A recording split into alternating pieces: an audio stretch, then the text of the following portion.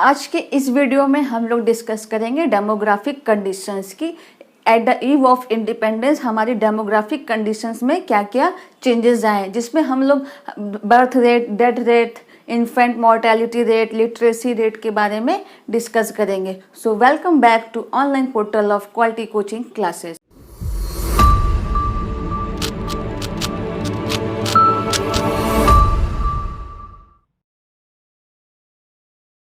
First of all, you should know the meaning of demography. What is demography?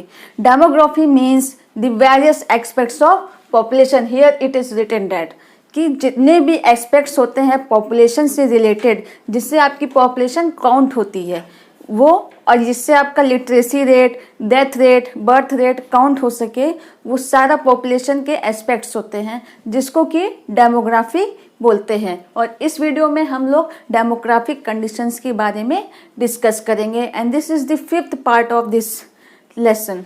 So first of all we will discuss about the high birth rate and death rate. कि आज़ादी के पहले क्या था कि हमारे यहाँ का जो बर्थ रेट था और डेथ रेट था वो बहुत हाई था। वो लगभग कितना था before 1921, both are very high. 48 आपका जो है बर्थ रेट है और 40 आपका डेथ रेट है। बर्थ रेट मतलब number of children born per 1000 live children. Okay, this is the birth rate. And what is death rate? Number of children dying per 1000 children. कि 1000 में से लगभग 48 बच्चे जो है बर्थ लेते थे और 1000 में से 40 जो है जिनकी डेथ हो जाती थी। ये आपका बर्थ रेट है और डेथ रेट है। 1921 को आप देखोगे कि ईयर ऑफ ग्रेट डिवाइड बोला गया है। ये क्यों? क्योंकि इसमें 3 स्टेज में हम लोग पढ़ेंगे बर्थ रेट और डेथ रेट के बारे में। फर्स्ट स्टेज क्या थी कि हाई बर्थ रेट था, हाई डेथ रेट था। जितनी ज़्यादा बच्चे जन्म लेते थे उतने ही तेज़ी से मर भी रहे थे। ऐसा क्यों था? क्योंकि उस समय हमारी इकोनॉमी रुकी हुई थी। जब हम लोग जो है रूल्ड कंट्री थे, जब हम लोग के ऊपर कौन शासन कर रहा था? ब्रिटिशर्स शासन कर रहे थे। उस समय हाई बर्थ रेट था, हाई डेथ रेट था। क्यों? क्योंकि हमारी इकोनॉमी रुकी हुई थी, कोई भी ग्रोथ नहीं हो रहा था। सेकेंड स्टेज क्या है? High birth rate, low death rate. Second stage वह स्टेज है जब हम लोग को आज़ादी मिली, at the eve of independence. तो उसमें थोड़ा सा आपको बदलाव दिखेगा कि हाई बर्थ रेट था लेकिन डेथ रेट आपका लो था। क्यों? क्योंकि थोड़ी बहुत जो है अवेयरनेस रिलेटेड टू हेल्थ हम लोग को आ गई थी और हमारी इकोनॉमी थोड़ी बहुत जो डेवलप कर रही थी, इसकी वजह से भी हमारा डेथ रेट जो है लो हो गया था। थर्ड स्टेज है आपका low birth rate, low death rate. ये कब का समय है? जब हमारी इकोनॉमी डेवलप्ड इकोनॉमी कहलाई कि हाँ हम लोग की इकोनॉमी जो है अब डेवलप हो चुकी है और अच्छी हो चुकी है, उसकी कंडीशन जो है अच्छी हो चुकी है। तो अच्छी कंडीशन में ही लोग जो है अपने हेल्थ को लेके अवेयर रहेंगे, प्रॉपर चेकअप करवाएंगे, हॉस्पिटल जाएंगे, कोई बीमारी होगा। पहले लोग क्या करते थे? झोला छाप डॉक्टर के पास, हकीम के पास या कुछ भी, मतलब ये सारी चीज़ें अपनाते थे। लेकिन जब हमारी इकोनॉमी डेवलप्ड हो गई तो लो बर्थ रेट भी हो गया और लो डेथ रेट भी, कि लोग अवेयर हो गए कि बर्थ रेट भी जो है लो ही होना चाहिए और डेथ रेट भी लो होना चाहिए। इससे क्या होगा? सब कुछ बैलेंस ग्रोथ होगा in respect to population. Second point is low literacy rate. Literacy rate क्या होता है? सबसे पहले आपको हम बता दें कि 7 साल के ऊपर के जो बच्चे होते हैं who can learn read and write. Here it is written above 7 years age group. Above 7 years age group who can learn read and write is called literacy.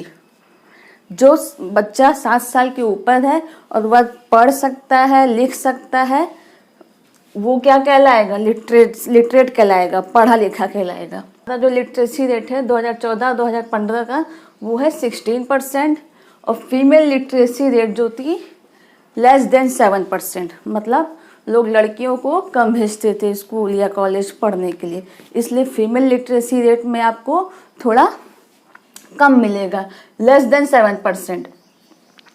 कि फीमेल जो है कम पढ़ी लिखी होती थी in comparison to male. Third point is high infant mortality rate. At the eve of independence में अगर हम लोग देखेंगे कि उस समय क्या था, हाई इन्फेंट मोर्टेलिटी रेट था। क्यों? क्योंकि लोगों के पास अवेयरनेस कम थी, है ना। जिस समय इकोनॉमी रुकी हुई थी, लोग इलाज कराना, हॉस्पिटल जाना पसंद नहीं करते थे।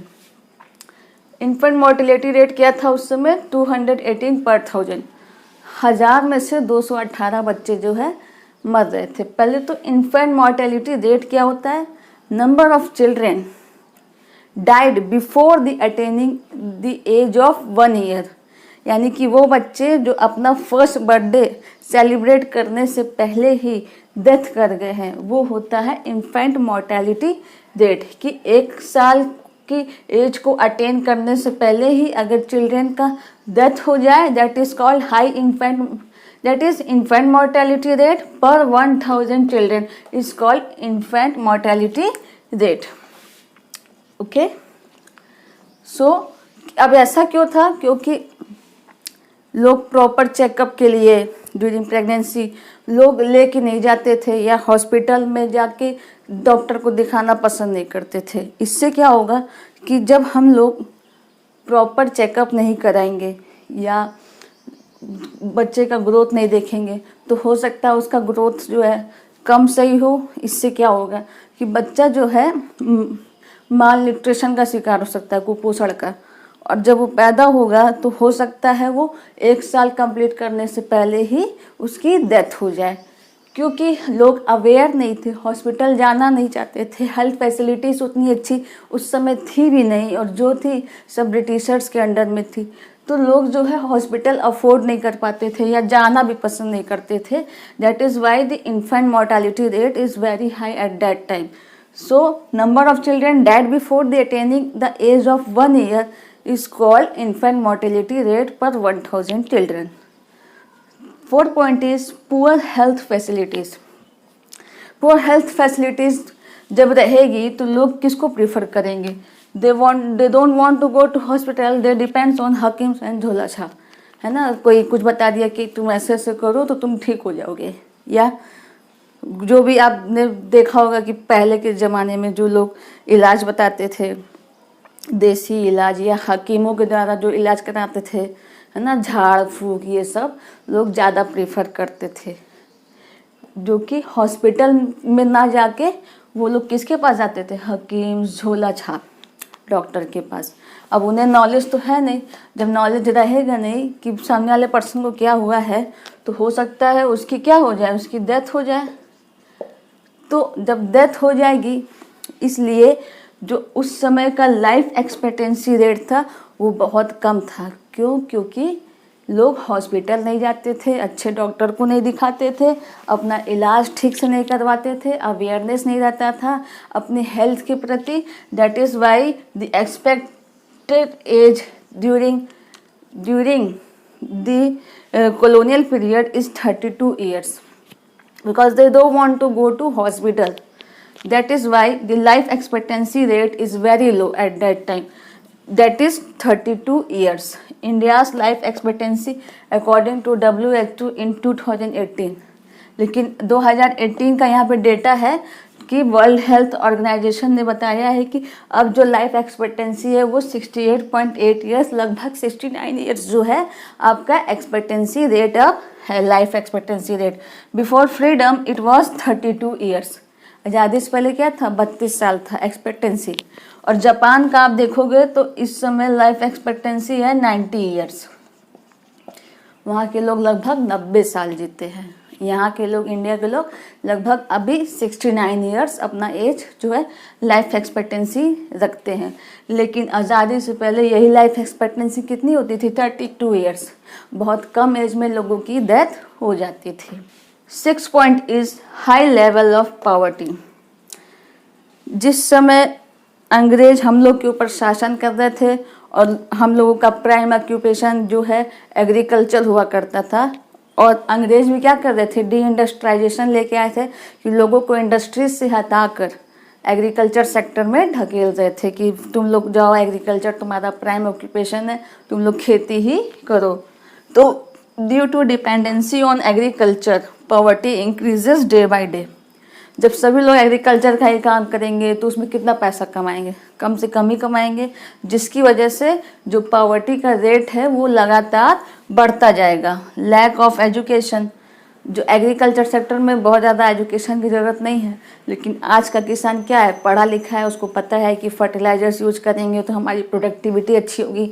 बट एट दैट टाइम कि वो लोग फर्टिलाइजर्स के बारे में कोई नॉलेज नहीं रखते थे, उसका यूज़ नहीं करते थे, ना ही पेस्टिसाइड्स, इंसेक्टिसाइड्स ये सब यूज़ नहीं करते थे, इसलिए जो है प्रोडक्टिविटी जो है, प्रोडक्शन बहुत कम होता था और दैट इज़ वाई वो उनकी जो कमाई हो पाती थी वो बहुत कम होती थी। लेकिन जब एजुकेशन नहीं रहेगा, इससे क्या होगा, वो अवेयर नहीं है, और क्योंकि एग्रीकल्चर सेक्टर पर डिपेंड है, अवेयर भी नहीं है, एजुकेशन भी नहीं है, इससे क्या होगा कि प्रोडक्शन कम होगा, तो जाहिर सी बात है गरीबी आएगी, उतनी फसल वो नहीं उगा पाएंगे जितना उसको अच्छा खासा पैसा मिल सके। पुअर हेल्थ सर्विसेज, और क्यों क्या क्या था, पॉवर्टी के मतलब बढ़ने का जो लेवल है वो बहुत हाई क्यों था, क्योंकि लैक ऑफ एजुकेशन, लोग पढ़ने लिखने के लिए ज़्यादा मतलब इंटरेस्ट नहीं रखते थे। पुअर हेल्थ सर्विसेज, उस समय क्या था कि हेल्थ की जो भी सर्विसेज थी, फैसिलिटीज़ थी, वो बहुत पुअर थी। गांव में तो अस्पताल दूर दूर तक दिखता ही नहीं था, है ना, किसी को कुछ हो जाए तो ले जाने में ही उसका डेथ हो जाता था।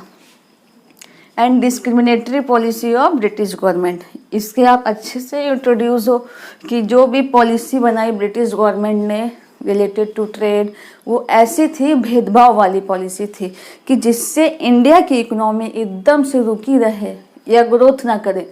और किसकी इकोनॉमी ग्रोथ करे, ब्रिटेन की ग्रोथ करे। वो मतलब फ्री इंपोर्ट एंड एक्सपोर्ट, है ना, हाई ड्यूटीज़ लगा देना इंडिया के मतलब प्रोडक्ट्स में, तो उससे क्या होगा, जितनी भी पॉलिसी बनाई ब्रिटिश गवर्नमेंट ने वो ऐसी बनाई कि इंडिया की इकोनॉमी हमारी जो है रुकी रहे। दैट इज़ वाई कि उस समय क्या था कि पॉवर्टी का रेट तेज़ी से बढ़ रहा था, गरीबी जो है तेज़ी से बढ़ रही थी at that time. So next we will discuss about the occupational structure. So next topic is occupational structure, कि हमारा ऑक्यूपेशनल स्ट्रक्चर क्या था। व्हाट इज ऑक्यूपेशनल स्ट्रक्चर, कि number of working population engaged in a various sector, कि कौन सी working population agriculture sector में, industry sector में है या टर्शरी सेक्टर में। तो ये जो स्ट्रक्चर जो बताता है वही आपका ऑक्यूपेशनल स्ट्रक्चर होता है। So first point is predominance of agriculture. आप लोग जानते हो कि ब्रिटिशर्स ने क्या किया था, हम लोग को फोर्स किया था एग्रीकल्चर सेक्टर में काम करने के लिए। क्यों, क्योंकि हम लोग को क्या बनाया था, रॉ मटेरियल का एक्सपोर्टर। इसलिए जो है हम लोग का जो ज़्यादातर डोमिनेंस होता था वो एग्रीकल्चर सेक्टर में होता था। About 72.7% of working population engaged in agriculture sector and 10.1% of working population were engaged in the manufacturing sector। 72.7% किस में एंगेज थे, आपके एग्रीकल्चर सेक्टर में। 10.1% वर्किंग पॉपुलेशन आपके मैन्युफैक्चरिंग सेक्टर में काम करते थे, which shows the backwardness of Indian at the time of independence. जो कि क्या दिखाता है कि हम लोग ज़्यादातर किस पे डिपेंड है, एग्रीकल्चर सेक्टर पे, जो कि आपकी बैकवर्डनेस को दिखाता था, इंडियन की बैकवर्डनेस, यानी कि पिछड़ गए हैं हम लोग। मैन्युफैक्चरिंग सेक्टर में काम नहीं करते थे, किस में करते थे, एग्रीकल्चर सेक्टर में। तो वो आपका कहीं जो आप पिछड़ गए हो उस चीज़ को शो करता है। Only 17.2% of working population were engage in the service sector. और सर्विस सेक्टर में कितनी पॉपुलेशन थी, 17.2%, which also prove the slow growth of the tertiary sector. जो कि यह बताती है कि हमारा टर्शरी सेक्टर का भी ग्रोथ जो है क्या था, बहुत कम था in comparison to agriculture sector. इससे आप लोग क्या देख सकते हो कि आपका जो ग्रोथ है वो क्या हो गया, अनबैलेंस ग्रोथ हो गया। अनबैलेंस ग्रोथ कैसे हो गया कि आपका जब तीनों सेक्टर एक साथ, प्राइमरी सेक्टर हो, आपका मैन्युफैक्चरिंग सेक्टर हो, और एक आपका क्या है सेकेंडरी सेक्टर उसको बोलते हैं, और एक आपका सर्विस सेक्टर यानी कि टर्सरी सेक्टर। जब ये एक साथ ग्रोथ करे तीनों तो वो आपका बैलेंस ग्रोथ कहलाएगा। लेकिन हम लोग का एग्रीकल्चर सेक्टर में लोग ज़्यादा डिपेंड थे और मैन्युफैक्चरिंग और टर्शरी सेक्टर में लोग कम डिपेंड थे, इसलिए जो तीनों सेक्टर का जो ग्रोथ है वो बैलेंस नहीं था, वो अनबैलेंस हो चुका था। Third point is regional variations, कि क्या होता है कि अभी तो हमने ये पढ़ा कि एग्रीकल्चर सेक्टर पे लगभग जो है 72% जो है लोग डिपेंड थे, लेकिन कुछ जगहों में ऐसे मतलब वेरिएशन देखने को मिलेगा कि एग्रीकल्चर सेक्टर पे कम डिपेंड होके मैन्युफैक्चरिंग या सर्विस सेक्टर में लोग ज़्यादा थे। कैसे? Agriculture sector was the major sector but still there were regional variations. Agriculture sector आपका बहुत बड़ा सेक्टर था, लेकिन फिर भी उसमें हमें कुछ रीजनल वेरिएशंस मिलते हैं। For parts of Madras presidency, Madras presidency के जो पार्ट्स हैं, जो कि उसमें कौन कौन से स्टेट्स आते हैं? Tamil Nadu, Andhra Pradesh, Kerala, Karnataka. Then Bombay and West Bengal so decline in the workforce of agriculture sector. ये जो एरिया, जो आप रीजन्स देख रहे हो, यहाँ के लोग जो है एग्रीकल्चर सेक्टर पे ज़्यादा डिपेंड नहीं थे। And increase in workforce in manufacturing and service sector. In areas के या इन रीजन्स के लोग किस पे ज़्यादा डिपेंड थे? मैन्युफैक्चरिंग और सर्विस सेक्टर में डिपेंड थे। तो आपको रीजनल वेरिएशन देखने को मिलेगा। और यूपी में देखोगे तो लोग एग्रीकल्चर सेक्टर पे ही डिपेंड थे। Orissa, Rajasthan and Punjab showed the increase in workforce in agriculture।